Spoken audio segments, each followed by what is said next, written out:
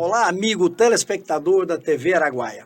Estamos começando mais um programa Saúde é Tudo. E a você que nos acompanha através do site e da plataforma de streams, sou Naim Halum e hoje nós vamos no programa conversar e tirar dúvidas sobre como funciona uma unidade de terapia intensiva, mais conhecida como UTI. E o nosso entrevistado de hoje, o nosso convidado, é o médico intensivista Dr. Sérgio Carneiro, responsável técnico pela UTI da Intensicare. Né? Bem-vindo, Dr. Sérgio. É um prazer tê-lo aqui no nosso programa Saúde é Tudo. Então, muito obrigado, Naim, pelo convite. Muito obrigado a todos. E espero conseguir tirar um pouco dessas dúvidas, né, dessa aura de incerteza, né, que cerca esse ambiente aí, que é desconhecido, né, para muitas pessoas, que é a UTI, né, a Unidade de Terapia Intensiva, né. Eu gostaria de agradecer toda a audiência aí do programa Saúde é Tudo. Muito obrigado, doutor Sérgio. E hoje vai ser muito importante essa nossa conversa, esse nosso bate-papo, para a gente desmistificar também um pouco essa questão de UTI, né, doutor? Porque quando a gente fala em UTI, a pessoa já pensa logo, vixe, já está indo embora, foi para a UTI porque já está nos finalmente, e não é nada disso, né, doutor? A UTI é muito pelo contrário. Então, hoje, o senhor vai ter a oportunidade aqui de falar com os nossos telespectadores da TV Araguaia e vai mostrar para eles o que realmente é o trabalho e o serviço de uma UTI. Tá certo. Tá certo? Eu costumo dizer que a UTI, né, é o que a gente chama de unidade de tratamento intensivo. Na verdade, é um tratamento, né, um pouco mais de perto, né? É acompanhar o paciente, monitorizar o paciente 24 horas por dia. É um período em que o paciente precisa de um cuidado maior, né? Então, e isso está associado muitas vezes com uma gravidade também maior. Mas no momento que você mais precisa, tudo que a gente quer é alguém que esteja do nosso lado para cuidar da gente 24 horas, né? E isso é extremamente importante para que o paciente melhore. As doenças graves, situações mais graves, elas necessitam de um acompanhamento mais de perto, né? O que seria da gente se não existisse esse acompanhamento, né? Verdade, verdade. Bom, doutor, então nós vamos começar aqui, né? Vou fazer aqui a primeira pergunta para o senhor. Doutor, vamos falar um pouquinho do dia a dia, né? De quem trabalha em uma UTI. Como é a rotina desse profissional que trabalha no dia a dia da UTI, doutor? Bem, a UTI, o trabalho na UTI ele é composto por plantões, né, por turnos, né? Lembra muito uma escala de trabalho, por exemplo, num policial, né? De profissionais que trabalham em escalas de plantão. Os plantões geralmente são de 6 ou 12 horas, alguns até 24 horas. Mais do que isso, realmente fica um pouco cansativo, né? Ficar mais do que 24 horas ligado, né? E o trabalho nosso, ele é muito baseado, ele vem muito da aviação, por incrível que pareça.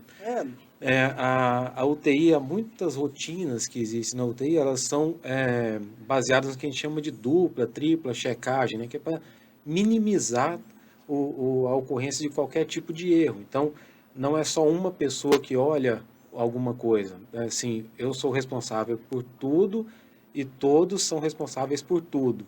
É como se um mesmo serviço fosse feito por duas ou três pessoas ao mesmo tempo, e com isso a gente consegue dar uma segurança muito maior, né, ao atendimento do paciente. Então são rotinas, a gente chega, o plantão geralmente começa às 7 da manhã, alguns às 13 horas, mas 24 horas por dia a gente tem o médico na UTI, o fisioterapeuta, o enfermeiro, tem uma equipe multidisciplinar, né, na UTI, prestando assistência para esse paciente, e a gente avalia sinais, sintomas, parâmetros, né, do paciente, sinais vitais, exames, todos os dias, mais de uma vez por dia, e alguns online, né, constantemente, né. E baseado nisso, a gente traça um tratamento para o paciente e avalia sempre a resposta do paciente, vai fazendo alguns ajustes no tratamento e aguarda o resultado. É um passo a passo. Certo. Bom, doutor. Bom, quem são os profissionais? O senhor já falou que tem uma equipe multidisciplinar que fica lá dentro, né? De fisioterapeutas, fonos e tudo. Mas quem são os profissionais que ficam monitorando o funcionamento, né, desses equipamentos e do paciente? Os médicos ficam ali 24 horas, a gente sabe disso, e toda a equipe, né? Mas além dessa equipe médica, tem mais alguém ainda que fica lá Sim, monitorando? sim, a gente tem o médico, o enfermeiro, os técnicos de enfermagem, né, o fisioterapeuta, psicólogo, farmacêutico, nutricionista, fonoaudiólogo, odontólogo. E além disso, a gente tem uma quantidade de pessoas também que não estão diretamente relacionadas com a assistência do paciente, mas são extremamente importantes para o funcionamento, né, da UTI. Por exemplo, a gente tem o técnico de farmácia, por exemplo, tem o técnico de radiologia que vai lá fazer um Um raio-x, né? raio-x, fazer O uns... pessoal do laboratório que vem coletar algum exame. Tem o pessoal da parte administrativa também, né? Enfim, que fica por conta de dar toda a assistência que a gente marcar um exame, cobrar um resultado de exame. Enfim, é uma assistência multidisciplinar, né? Mais voltado ao cuidado mesmo do paciente, a monitorizar os sinais do paciente, o profissional que fica do lado ali, que faz o cuidado mesmo do paciente, ali é o técnico de enfermagem, né, e o enfermeiro. Eles são os que estão lidando com aquele cuidado pessoal, até de higiene, de tudo, administrando medicamentos, enfim. É uma equipe toda que tem que funcionar em sincronia, e os casos eles são discutidos, né, diariamente, né, a gente passa o que a gente chama de visita, um round, né, a gente passa leito por leito, avaliando exames, avaliando como que esse paciente estava ontem, como que ele está agora e tomando uma decisão para as próximas horas, o que que a gente precisa mudar ou esperar que o tratamento está surtindo o efeito desejado e esperar o resultado, né, com o passar dos dias. Certo. Bom, a gente consegue falar quais os casos que os pacientes precisam ir para uma UTI? Sim, tem alguns são casos que considerados graves ou potencialmente graves, né? Eu costumo dizer que a gente não tem uma doença grave, a gente tem um doente grave. Então, eu tenho um paciente que tem uma enfermidade que muitas vezes até seria relativamente simples o tratamento, mas por condições prévias, alguma outra doença que o paciente tem, enfim, uma condição dele já, a gente tem que tomar mais cuidado, monitorizar mais de perto. Por exemplo, um exemplo simples é um paciente, vamos dizer que ele tem um problema pulmonar já prévio, uma bronquite, enfisema, alguma doença pulmonar prévia e ele acaba sendo acometido com uma pneumonia. Então, nesse paciente que o pulmão já não é assim 100%, né, uma pneumonia mesmo pequena, ela inspira maiores cuidados, Cuidados, né? justamente. Então, se o paciente tem um pulmão completamente normal, é um jovem, um atleta, e ele tem uma pneumonia grande, muitas vezes ele não vai ter grande repercussão do ponto de vista clínico, né? Porque ele tem uma reserva boa, né? Então, a gente avalia caso a caso. Entendi. E qual o tempo que o paciente precisa para ficar em uma UTI, doutor? Tem tempo assim pré-estabelecido ou vai depender de cada caso, né? Então, durante essa visita que a gente faz diária, a gente avalia a necessidade da continuidade, né, do paciente na UTI. E aí a gente vê os sinais vitais, ele tem que estar estáveis e por um tempo, pelo menos, no mínimo, né, por 24 horas, a pressão tem que estar normal. Algumas coisas, elas são, vamos dizer assim, que inerentes ao cuidado intensivo. Se você tem aquela situação, você não consegue sair da UTI, ou a saída da UTI é extremamente complexa. Uma delas, por exemplo, é o fato de respirar com o aparelho. É muito difícil para um paciente ficar respirando com o aparelho, por exemplo, no quarto. Não tem como. A estrutura que é necessária de monitorização do paciente desse, ela existe na UTI. Outra coisa é que ele tem que estar com a pressão normal, né? Pressão, batimento cardíaco. Então, os sinais vitais, o que mantém a pessoa viva, bem, né? Para poder conseguir combater a doença em si, ele tem que estar estabilizado, né? Para o paciente poder conseguir, pelo menos a gente pensar, né, na retirada dele da UTI. Ele tem que estar melhorando, ele não sai da UTI, vamos dizer assim, curado 100%, mas ele tem que estar melhorando a cada dia e atingir uma certa estabilidade clínica para que não aconteça do paciente sair da UTI E depois ter e que depois ter que retornar, né? voltar e já, infelizmente, muitas vezes numa condição pior do que a que ele chegou na primeira vez. Tá certo. Bom, doutor, e nos casos irreversíveis, né, em que os equipamentos precisam ser desligados? Isso é feito sempre em concordância com a família, não é? Como que funciona isso? Às vezes o paciente está lá e fala, olha, ali não tem mais jeito, né? Ali está só nos equipamentos. Aí vocês chegam, falam com a família, vamos tem, ligar ou não? Vocês acham que... tem Como uma, é que funciona isso? tem uma situação muito específica, né, que a gente tem dentro vamos dizer assim, da área médica, né, numa condição, né, clínica, que é, por exemplo, da morte encefálica, né? Isso. Se a gente está lidando com um paciente que, por um motivo ou outro, seja um trauma craniano, seja um acidente vascular cerebral, um derrame, né, um sangramento cerebral, enfim, por algum motivo o cérebro dele parou de funcionar, existe todo um protocolo que ele tem que ser seguido. A gente faz alguns exames clínicos, exames de imagem por médicos diferentes, médicos que têm experiência, estão habilitados a fazer esses testes, né? Depois que a gente constata que o quadro é irreversível, que a gente não tem mais atividade cerebral, né? Aí o paciente ele é declarado morto, né? Morto. Infelizmente não há mais, do ponto de vista médico, o que pode ser feito, né? Aí nesses casos a gente pode desligar, vamos dizer assim, os aparelhos, né? Mas claro que isso é Só com a permissão comunicado, da fala família, com a né? família, explica o quadro para a família e tudo, né?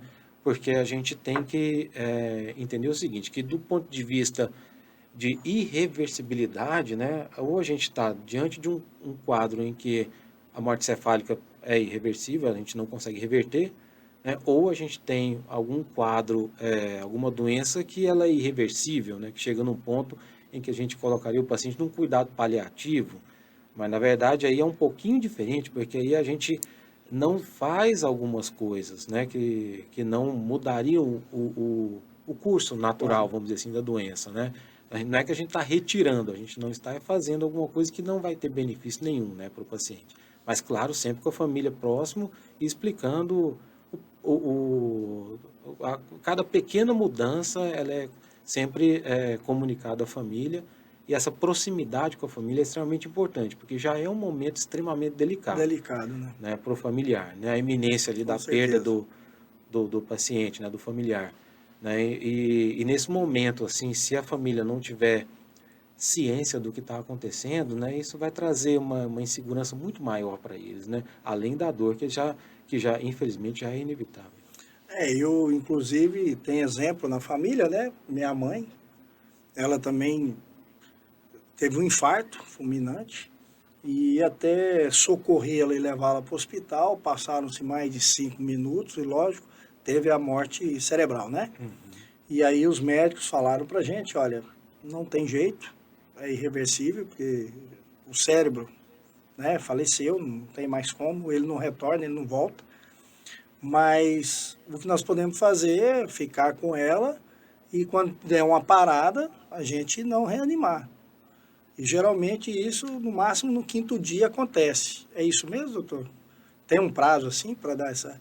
Quando o paciente está lá, que está com morte cerebral, mas está funcionando, batendo coração e tal, aí tem uns dias certos, assim, tipo 5 dias, aí a questão do funcionamento. O organismo sem o cérebro é uma questão de tempo. É de tempo mesmo. Por um tempo a gente consegue manter, vamos dizer assim, um funcionamento mais ou menos estável, às custas de medicamentos, aparelhos e tudo, né? Mas depois de um tempo, tem algumas áreas do cérebro que elas comandam isso na gente, né? E elas parando de funcionar, é só uma questão de tempo, a pressão começar a subir, descer demais, e os outros órgãos vão começando a parar de funcionar e, infelizmente, o organismo entra em colapso. Eu acho 5 dias até um período difícil de a gente conseguir manter, sabe? Não, tá certo. Bom, nós vamos pedir para o doutor Sérgio, né? Nós vamos para um pequeno intervalo comercial, doutor. A produção já nos comunicou aqui, né, que deu o tempo, mas eu peço aos nossos telespectadores que não saiam daí, da frente do seu computador, na frente do seu smartphone. Continue conosco, porque hoje estamos conversando com o doutor Sérgio Carneiro, estamos falando sobre UTI, Unidade de Terapia Intensiva. São informações importantíssimas para vocês. Daqui a 2 minutos estaremos de volta.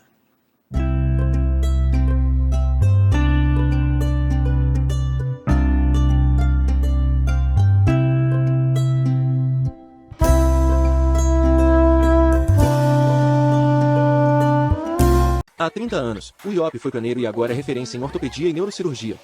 Uma evolução transformadora que ultrapassa fronteiras geográficas.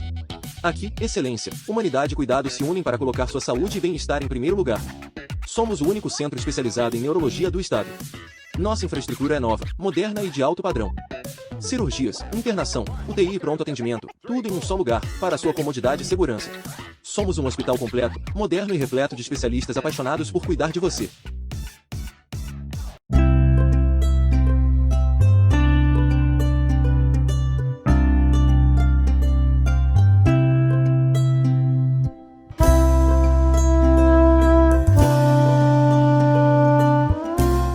Estamos de volta com o programa Saúde é Tudo.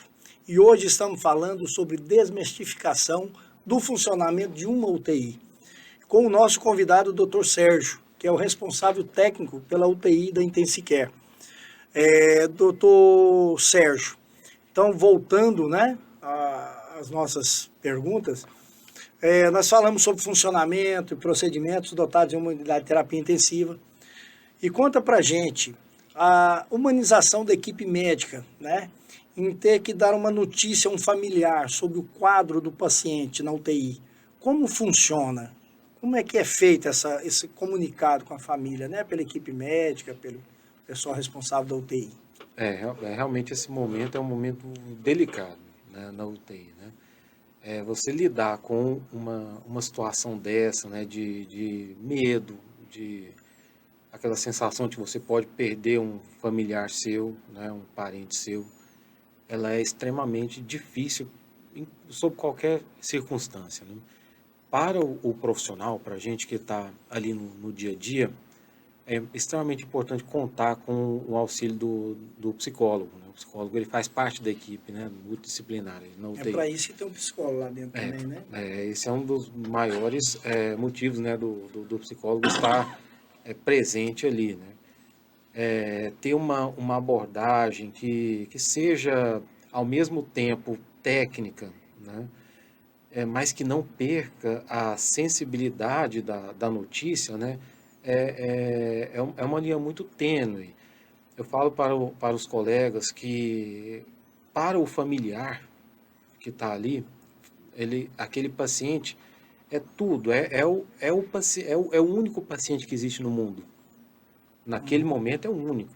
Para a gente, ele é um paciente e cada UTI tem 10 leitos, né? Então é um paciente mais 9 pacientes numa UTI. Né? Então, mas para aquele familiar ali, não aquele paciente é o único paciente do mundo. É o único paciente que tem. É aquele paciente. Então, assim, tudo tem que ser muito dosado, porque a gente não pode ser extremamente técnico também, para a gente correr o risco de virar uma pedra, né? Um coração de gelo, né? Mas a gente também não pode sofrer da mesma forma que o familiar sofre, porque a nossa decisão, ela tem que ser técnica no final das contas, Com né? certeza. Sabe? Então é difícil às vezes conversar com um familiar, dar uma notícia. Não existe uma maneira boa de dar uma notícia ruim. Existe uma maneira menos difícil, menos dolorosa. Eu acho que o nosso maior papel, é claro, tentar tirar qualquer dúvida, né, que seja possível, né, do familiar e tudo, deixar o familiar à vontade para perguntar o que ele tem dúvida, para ele tentar entender, né, o processo do que está acontecendo ali e tudo, tentar entender o que é possível ser feito, tem sido feito, né, mas não deixá-lo perder em momento nenhum aquela sensibilidade da situação, que a situação exige. Porque senão a gente vai correr o risco de ser muito mecânico num momento que é extremamente delicado, extremamente sensível, que a pessoa está tão sensibilizada ali. Né? A família, né, é diferente do profissional médico, né? Que já está acostumado com aquilo ali no dia a dia. Sim. Né?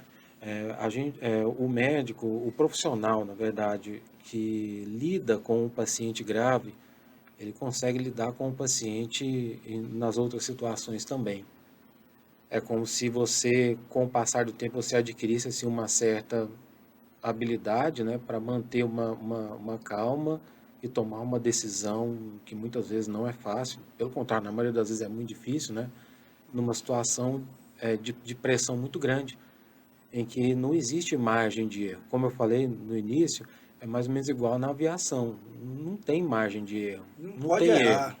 Não pode errar, É né, por isso que a doutor? gente tem que olhar e olhar de novo e olhar de novo. É aquela coisa de você sair de casa e voltar para ver se a porta estava fechada mesmo, sabe? Na, Tem na que UTI, conferir a coisa. na UTI a gente não importa não. Se a gente tiver que voltar 5 vezes para ver se a porta está fechada mesmo, a gente volta.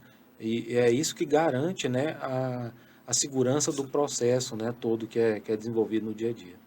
É, porque as pessoas têm, assim, um medo muito grande, né? Quando, às vezes, o paciente está lá, está internado, está lá no apartamento, no quarto, lá internado, e chega a notícia, olha, nós vamos ter que levar para UTI e tal. Aí a pessoa já pensa o quê?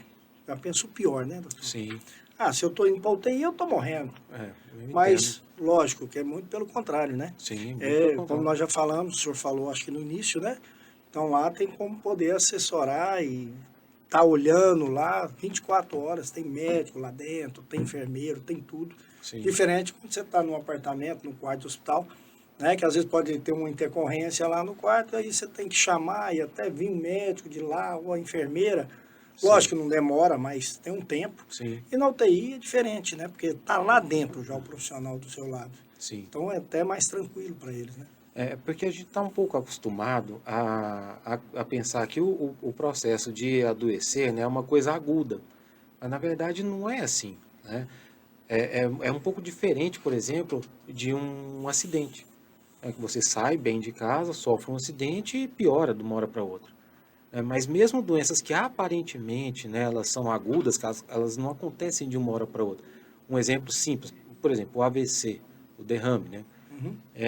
Ele é uma placa que tem ali que ela vai, com o passar do tempo, ela vai crescendo, ela vai obstruindo a passagem ali do sangue até chegar uma hora que fechou. Mas você só vai ver, só vai ter, né, vamos dizer assim, o derrame, o AVC, quando ela fechar. O AVC isquêmico, né? O Isquemia só vai isquêmico, né? acontecer quando ela fechar. Mas aquilo ali foi um processo que foi acontecendo com o passar do tempo, né? Então, o ato de adoecer, ele é assim. Quando o paciente está internado, por exemplo, na enfermaria, que a gente vai olhar os sinais vitais do paciente, como é que está o batimento cardíaco, como é que está a respiração, a saturação, enfim, a pressão, a gente vai olhar ali umas 4 vezes por dia, 6 vezes por dia. Na UTI a gente olha o tempo todo. A gente fala assim, online, a gente olha no monitor, tá lá. Sabe? E se entre vamos dizer, meio-dia e 6 horas da tarde, você tiver uma arritmia, alguma coisa, se o coração começar a entrar num ritmo um pouco fora do normal, se você tiver com o monitor ali, ele vai acusar na hora. E lá, se for lá na enfermaria, por exemplo, às vezes vai até passar batido, porque entre meio-dia às 4, 6 horas da tarde que olhou de novo, pode ter acontecido naquele intervalo, né? Certo. Só que o que a gente avalia? Qual a chance que tem disso acontecer naquele paciente específico, com aquele quadro específico? Então, se for um problema cardíaco, mesmo que o paciente esteja acordado e tudo, a gente sabe que as arritmias são mais comuns se não for um problema cardíaco. Agora, se o paciente foi para o hospital por um outro motivo, então esse tipo de problema já é menos comum. Então, tem que avaliar o caso a caso mesmo, né? Tem coisas que são muito evidentes. Se o paciente entrou em coma, ele vai para a UTI. Mas será que não era melhor ele ter ido para a UTI antes, para a gente tentar tratar a doença que fez ele entrar em E ir para coma, coma. antes dele entrar em coma, entendeu? Então, essa é uma luta nossa diária, né? Uhum. Até tentar conscientizar, né, os colegas, né, para que eles possam conversar com a família e explicar exatamente isso, né? Que você ir para a UTI, você está indo para você ter um cuidado intensivo, né? E Não é você para pode evitar coisas alguma piores, complicação, sim, né? tratar o mais precocemente possível. É, Com isso você tem uma chance muito maior de melhorar e num tempo muito mais curto, né? com certeza, com certeza. Bom, doutor, todo paciente internado, ele pode receber visita, claro, né? Sim, Tem até os horários, né? É uma vez ou 2 vezes ao dia. sim. No caso das visitas, só podem ir os adultos ou crianças também podem? Ou é proibido crianças visitarem, né? Parentes ou que seja na UTI? A gente fala assim que não é que é proibido uma criança entrar na UTI. A gente fala que não é aconselhável. Porque a criança ela tem que ter um certo grau assim de discernimento, porque para um adulto entrar no outeiro, já vai entrar num ambiente que não é tão familiar, vamos dizer assim, não é tão conhecido por todos, né? Então algumas... Quando eu falo crianças, assim, é de, por exemplo, 12 anos, né, acima, né? Sim. Para chegar na 12 aos 15, alguma coisa assim, né? Sim. Porque, lógico, criança pequena não tem nem como você levar, né? Um psicólogo conversar com os pais, conversar com a criança, né? Tentar entender qual é vamos dizer assim, o grau, né, de entendimento que a criança tem daquilo ali, e também a condição do paciente também, né, como que o paciente está. Tem paciente lá no UTI que está conversando e tudo, está lá porque teve algum problema cardíaco e tem que ficar monitorizado e tudo, né, mas ele está conversando, ele vai conversar com a criança, normalmente ela vai entender, ela não vai, entre aspas, assim, assustar. Porque para uma criança chegar lá, mesmo sendo uma criança um pouco maior, né, 12, 13 anos, chegar lá e ver uma pessoa respirando com aparelho, sedada e tudo, talvez isso não seja o melhor momento também. Né? Isso. E também talvez não seja tão proveitoso para a criança. Agora, será que não é melhor esperar ele sair do aparelho? Ele está acordado, né, para poder conversar com a criança e ver, né, e tudo. Então, é também avaliado caso a caso, mas proibido não é proibido não.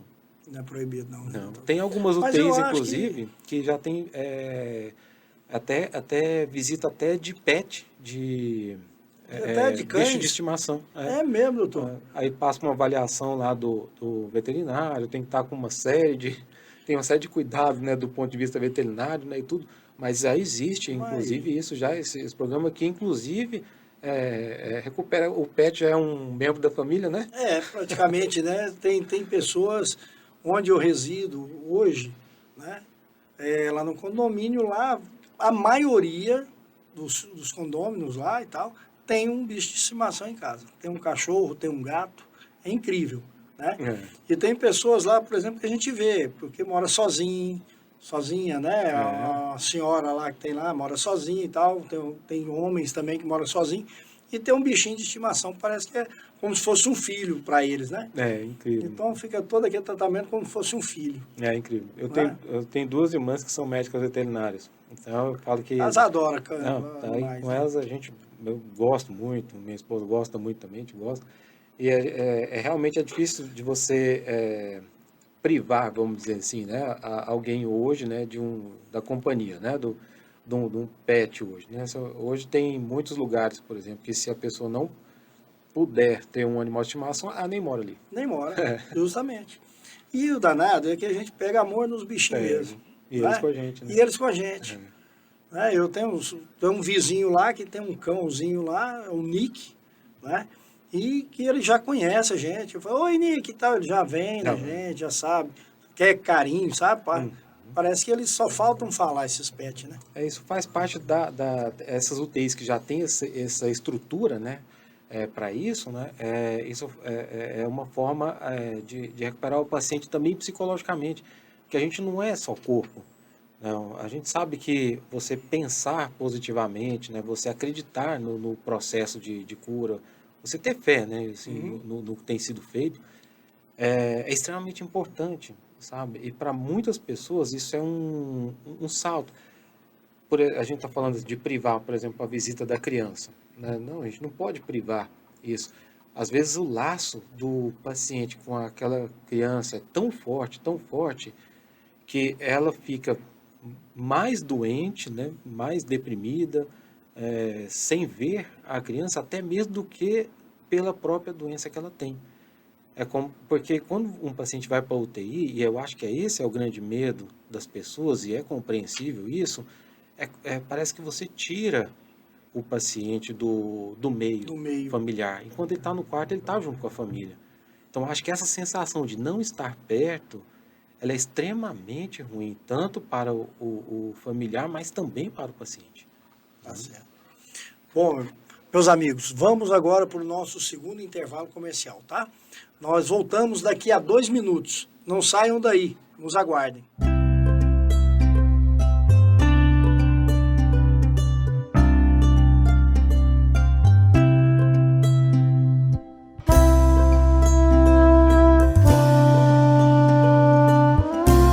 Na Desbrava Ford, a oportunidade que você esperava chegou. Você pode levar a sua Ranger, uma picape raça forte com condições especiais. Toda a linha Ranger em 8 parcelas semestrais. Isso mesmo! Você pode adquirir sua raça forte 4x4 em 8 parcelas semestrais. Visite a Desbrava Ford hoje mesmo e garanta sua Ranger com condições exclusivas.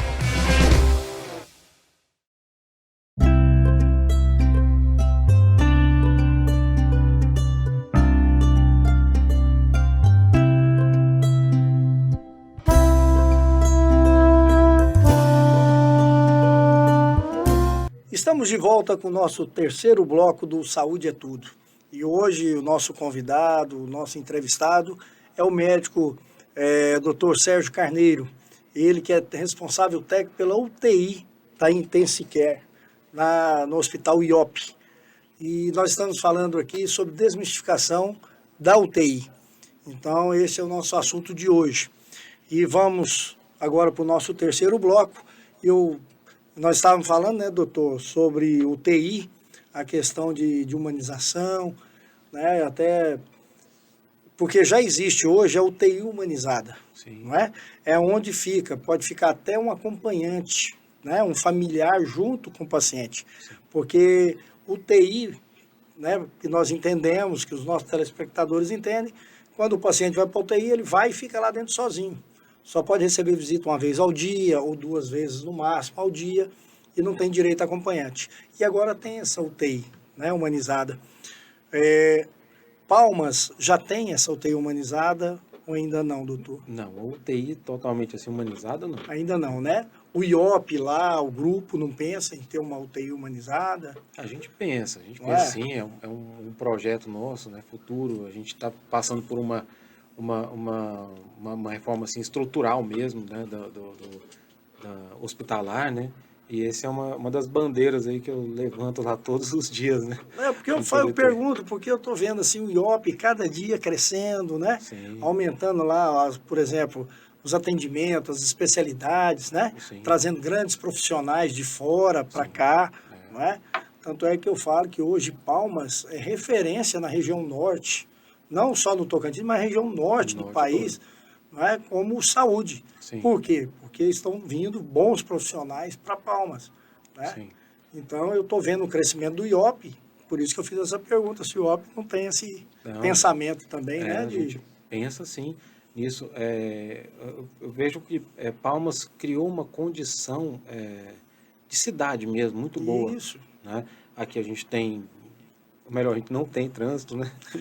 Aqui eu falo que é uma capital, ela é pequena, mas ela tem tudo. Tem tudo, não é? Isso. E o que é melhor, né? É um povo acolhedor, Sim. um povo caloroso, né? E assim, é um local agradável da gente, muito né? agradável. Palmas é uma cidade bonita, bem estruturada, né? O trânsito fluente. Sim. Nós não temos aqueles engarrafamentos de trânsito igual tem em Brasília, Goiânia, São Paulo, aqueles... Né? Então nós estamos... É uma capital gostosa de se morar e de se viver. Então, né? E isso acabou atraindo, né, esses profissionais, né, que muitas vezes vêm, né, de outros grandes centros, né? Chegam aqui e falam assim, olha, eu tenho uma estrutura hospitalar boa e tem uma cidade onde eu não tenho que sair 2 horas antes para chegar no serviço, porque senão você passa... Até mesmo para trazer os bons profissionais, tem que ter boa estrutura, Sim, né? tem que ter uma boa estrutura. Então, isso foi muito bom, né? E com isso, a gente tem que se preparar realmente para esse paciente que precisa e é justo que ele fique com o familiar naquele momento difícil. Até mesmo dele. o tratamento, eu acho que é até melhor, né? Porque ajuda mais, né? Sim, é muito importante. Inclusive, tem trabalhos mostrando, inclusive isso, até o pessoal estuda tudo, né? Mostrando que o familiar, o paciente, né? Que tem o familiar mais próximo, né? Que tem o acompanhamento ali do familiar, essa UTI humanizada, né? Ele usa menos sedativo no UTI. Ele fica mais menos calmo, confuso. fica mais tranquilo. Sim. Sabe que tem alguém dele do lado. Porque a UTI, ela é um ambiente que a gente fala fechado. É mais ou menos como se fosse, por exemplo, assim, um centro cirúrgico. Né? É um ambiente fechado. Então, para o paciente, às vezes, é difícil ele saber até se é dia ou se é noite. Porque é fechado, né? Ele tá ali dentro. Né? Sim. Tem Pega relógio e emocional. tudo, né? Mas você ter aquela noção de dia e noite, de sol, tudo, né? É um pouco difícil. Quando a gente fala de humanização, e é claro que a gente trazendo o familiar para dentro da UTI, isso aí seria assim, o melhor dos cenários, né? A gente fala de muita coisa, né? Por exemplo, assim, uma televisão para o paciente assistir, se manter informado. O paciente fica na UTI, não é só aquele paciente que está sedado, respirando com o aparelho, ou está em coma. Não, Tem um lógico. paciente que está ali, que fez Ele tá cirurgia, consciente. uma cirurgia grande, e vai precisar ficar ali 24 horas, vendo se o coração está realmente passando bem por aquela prova, né, que ele está, aquele período ali e tudo. E ele vai ali assistir a televisão.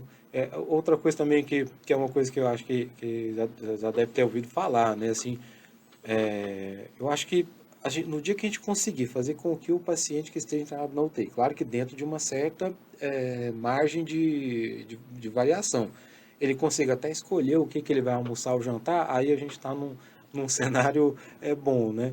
Porque o paciente está ali, acordado e tudo, né? E ele fala assim, não, eu não gosto de comer tal coisa, mas aí imagina se a gente vê isso só na hora que chegou a alimentação. Aí é ruim, né? Então a gente tem que, quando a gente fala em humanização, a gente tem que pensar num quadro bem amplo, não só do familiar estar ali, né? Mas tudo, né? A gente vai chegar lá. Eu acredito muito que uma das próximas etapas de reformulação, vamos dizer assim, da saúde, né? Elas devem ser, a próxima deve ser essa, humanizar o máximo possível, né, para que a pessoa consiga, naquele período difícil, ela se preocupe única e exclusivamente com a doença e o tratamento. Né? Tá certo. Vamos chegar lá. Nós vamos chegar, se Deus quiser. Bom, doutor, dentro de uma UTI, qual é o maior risco para um paciente? É a falha de algum equipamento ou contaminação por alguma bactéria? O que é mais perigoso assim para um paciente na UTI? Ou não tem esse risco também? Não, né? existe, né? Riscos existem, né? Ter contaminação por alguma bactéria, assim, disparado, não é só o risco maior, mas também é o medo maior, né? Que a gente tem de um paciente que está em UTI. Por quê? Porque o paciente que está na UTI, ele geralmente está numa condição de debilidade, ele está debilitado.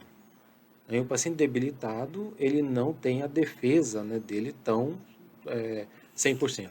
Porque ele está com a imunidade Com a baixa. imunidade um pouco comprometida. Comprometida. Ou ele está com uma infecção, e vamos dizer que ele como se ele direcionasse todo o esforço dele para combater aquela infecção, e na hora que ele está melhorando, ele pega uma outra infecção.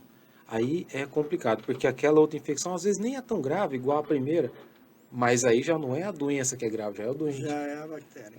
E às vezes a gente já usou alguns antibióticos, então aqueles antibióticos já não vão servir, a gente vai ter que usar outros. E a gente chegou num ponto em que dificilmente um paciente vai para UTI sem ter usado já algum antibiótico.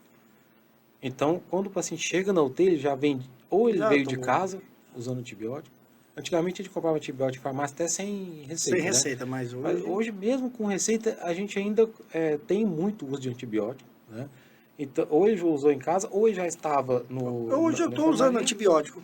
Estou com então, uma tosse, fui no pneumologista, ele me passou um antibiótico. Então, é um antibiótico que ele, por exemplo, Deus o livre, não vai acontecer de piorar, mas se porventura precisar usar um antibiótico nos próximos 3 meses, já não é mais esse. Já tem que mudar, já não pode ser o mesmo. Em 3 meses, isso é uma coisa que poucas pessoas até lembram de falar pra gente, ou que até os médicos lembram de perguntar. Por exemplo, eu tomei esse agora, estou tomando agora. Certo. Se daqui 6 meses me acomete uma nova rinofaringite, uma coisa assim que deu na garganta, eu já não posso tomar esse mesmo Esse que eu estou tomando. Pode, mas dentro de 3 meses não. Dentro de 3 meses. Isso. Tá. Dentro de 3 então, meses passou não os 3 meses, eu recomendado. posso até tomar ele. Sim. Depois de 3 meses, não ficou internado, não teve, assim, vida normal, 3 meses depois você pode usar. Posso usar. Nesses próximos 3 meses, eu tomei tal antibiótico e tantos dias, tal dia, tal época. Então, assim, pra gente é uma informação importante, porque os antibióticos, eles são eficazes para combater bactérias, né? Mas existe um perfil de sensibilidade das bactérias que na UTI, ela já é um perfil de sensibilidade um pouco mais, assim, agressivo. São bactérias que vão responder a menos antibióticos. O que a gente tem visto é que os antibióticos que a gente reservava para os pacientes internados ou em situações um pouco mais complicadas, eles já estão sendo usados para quadros mais simples. E o desenvolvimento de antibiótico, ele sempre corre atrás do desenvolvimento bacteriano, vamos dizer assim, a bactéria ela tem uma capacidade de se tornar resistente ao antibiótico muito mais rápido do que a indústria tem de produzir um antibiótico novo. Né? E sem contar os inúmeros testes, né, que tem que fazer. Então demora para aparecer novos antibióticos. Né? E tem demorado cada vez mais, isso é uma preocupação mundial. Ah, tá. Bom, doutor, eu acho muito importante a gente falar também sobre sepsis, né? Que é uma infecção que se espalha por todo o corpo do paciente. Ela é comum em pacientes internados em UTI? A sepse, a infecção, a sepse, ela é a causa mais comum de óbito na UTI. É mais comum, né? A sepse, ela é uma infecção. Ela é generalizada, parece que ela vai na corrente sanguínea, é isso, doutor? Antes a gente pensava que a sepse, porque às vezes a gente confunde a sepse com a bacteremia, que a bacteremia é quando a bactéria está circulando ali no sangue. Certo. Sepse, você tem uma infecção que ela pode até ser localizada, por exemplo, uma infecção urinária. Mas o efeito da infecção é no corpo todo. É igual quando a gente está gripado, que é uma infecção de via aérea, ali, tá garganta ruim e tudo, mas eu estou com dor nas pernas, no corpo todo. Entendeu? Então, a sepse, ela é uma infecção com efeito sistêmico. Então, é efeito no corpo todo. Esse efeito no corpo todo, ele pode levar a um quadro um pouco mais grave, que a gente chama de sepse grave, choque séptico, que é quando a pressão começa a cair, os órgãos começam a não receber oxigênio de uma forma adequada. Aí fica complicado, porque no momento em que eu preciso do meu organismo produzindo anticorpos, célula de defesa e tudo, o meu organismo, o combustível do organismo é o oxigênio. No momento em que eu preciso do meu organismo funcionando mais, eu tenho um déficit, vamos dizer assim, na produção de energia. E esse desequilíbrio que faz o paciente séptico entrar num quadro mais complicado, que antigamente a gente chamava de falência de múltiplos órgãos, hoje a gente chama de disfunção de múltiplos órgãos e sistemas. Aí você começa a ter insuficiência renal, aí você vai fazer hemodiálise, aí começa a ter insuficiência respiratória, tem que respirar com o aparelho, aí começa a ficar confuso, entrar em coma, aí começa a cair a pressão, tem que usar remédio à pressão. Então, é como se a gente fosse desligando aos poucos, mas não um desligar que você chega na tomada e desliga. É ir parando aos poucos. Né? Como eu havia falado antes, é um processo de adoecer, né, que vai de uma infecção que era uma coisa localizada, que tinha um efeito só naquele local ali, passou para um efeito no corpo todo, e esse efeito foi tão devastador que fez o corpo começar a parar de funcionar. E aí chega um ponto em que isso se torna irreversível. Né? E aí a gente... Aí o risco de óbito é enorme. Num paciente que tem falência de 3 sistemas, renal, respiratório, cardíaco, por exemplo, a mortalidade é maior que 70%. Então é difícil de reverter. Não é impossível, mas é difícil. Por isso que quanto antes a gente parar esse processo, né, de adoecer, maiores as chances do paciente melhorar. Certo. Bom, doutor, infelizmente nós chegamos ao final do programa. E eu quero deixar aí para o senhor o nosso microfone, né? Se o senhor quiser falar alguma coisa que às vezes eu não perguntei, né, que o senhor acha que é importante, fica à vontade, viu? Eu queria reforçar só aquela ideia que a gente tem inicial, né, assim, de desmistificar a UTI. Né? A UTI não é um ambiente que a pessoa vai porque não tem mais jeito, porque ela vai falecer, ela vai morrer e tudo, não tem mais o que fazer, não. A UTI, ela é o ambiente que a pessoa vai, ou porque ela precisa ficar monitorizada, depois de uma cirurgia e tudo, ou porque ela precisa de um cuidado maior, porque fora dali o risco dela falecer é maior. E para a UTI é mais ou menos igual atravessar uma rua, sabe? Quando você vai atravessar uma rua, você pode atravessar de olho fechado sem olhar para os lados. Não tem problema. É mais ou menos igual um paciente grave que fica em casa ou fica no quarto. Mas se você para na rua ali, olha para um lado, olha para o outro, toma todo cuidado e atravessa a rua, a sua chance de melhorar é muito maior, já chegar do outro lado Do é outro muito lado, maior. não. Então a UTI é isso, é você parar, olhar para um lado, olhar para o outro, checar tudo, pedir exame de novo, avaliar 8 da manhã, 10 da manhã, e aí vai. Um paciente tem muito mais chances, né, de melhorar se ele tiver num cuidado intensivo. Ele precisa ter um cuidado maior do que a doença e nunca menor do que a doença. E a UTI está lá para isso. Tá certo. Bom, quero agradecer o senhor pela disponibilidade, né, por ter vindo aqui hoje conversar conosco e passar essas informações importantes aí para os nossos telespectadores. E eu deixo aqui o programa Saúde é Tudo de portas abertas, viu, para o senhor. Quando o senhor tiver alguma novidade, alguma notícia boa para nós, venha para cá para o programa e vamos passar para os nossos telespectadores. Tá, João. Tá bom? Eu que agradeço o convite mais uma vez, agradeço o telespectador de Saúde é Tudo e estou à disposição também aí, sempre que quiserem, precisarem, vai ser um prazer retornar aqui. Não, com certeza. E a você, meu telespectador amigo, muito obrigado pela sua audiência. Muito obrigado por estar aí na frente do seu televisor, do seu computador, do seu smartphone, nos assistindo.